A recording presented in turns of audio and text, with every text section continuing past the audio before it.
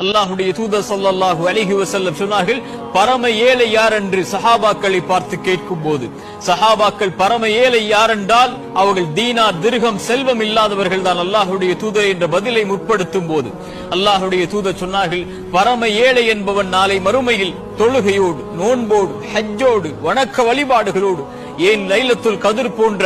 1000 மாதங்களை விட பல இரவுகளை சுமந்திருக்கக்கூடிய இரவுகளை சுமந்து வருவான், ரமதானை சுமந்து வருவான், பல ஆண்டுகளுடைய நோன்போடு ஹஜ்ஜோடு வருவான். ஆனால் அவன் ஒரு மனிதனை பற்றி புறம் பேசியிருப்பான், ஒரு மனிதனுடைய மானத்தை பற்றி பேசியிருப்பான், ஒரு மனிதனுடைய உள்ளத்தை காயப்படுத்தி இருப்பான், அவர் இல்லாத சபையில் அவர் மீது அவதூறை கூறியிருப்பான், அவனுடைய உள்ளத்தை நோகடித்திருப்பான், அவனுடைய செல்வத்தை சூறையாடி இருப்பான், அவனோடு பகைத்திருப்பான், அடித்திருப்பான், அவனோடு சண்டையிட்டிருப்பான். அதன் காரணமாக இவருடைய நன்மைகள் அவருக்கு பகிரப்படும், தொழுகை பகிரப்படும், நோன்பு பகிரப்படும்.